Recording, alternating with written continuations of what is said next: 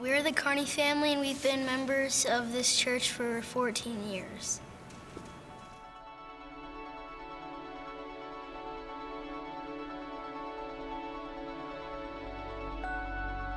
I had wanted to go on a mission trip, an overseas mission trip, for quite some time. And Abby and I had talked about it behind the scenes a little bit, discussing what the potential opportunities were through our church.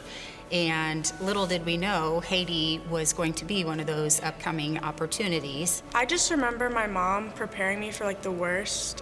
When I got there, it wasn't what I expected. I had the best time. Going to Haiti was not on my heart at all, but we prayed a lot about it, and they had a great time. And so I said, well, I guess I'm going to Haiti too. I got to go once I was around the same age as Abby went, and we got there, and I was nervous if I'd be able to build the same relationships that Abby had with some of the kids. You look around at our country and all the wonderful things we have, but when we went there, everyone's smiling.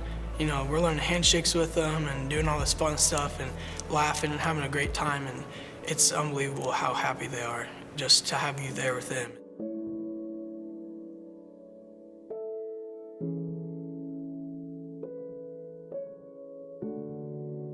Yeah, unfortunately, we've had to cancel 2 of our mission trips to Haiti this year for safety concerns. And this really isn't getting any coverage on the news, but Haiti is in a crisis right now.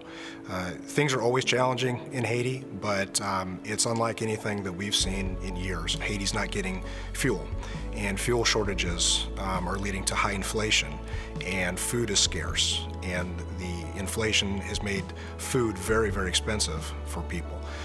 People are going days without access to food, and if the food does show up, it's so expensive they can't afford to buy it, and it's led to protests in the street.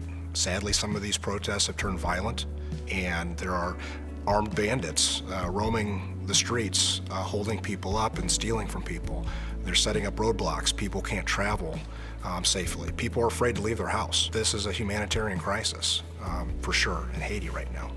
And because of this, schools aren't able to open. And in our case, our friendship with the School of Hope, the kids can't go to school because they don't feel safe.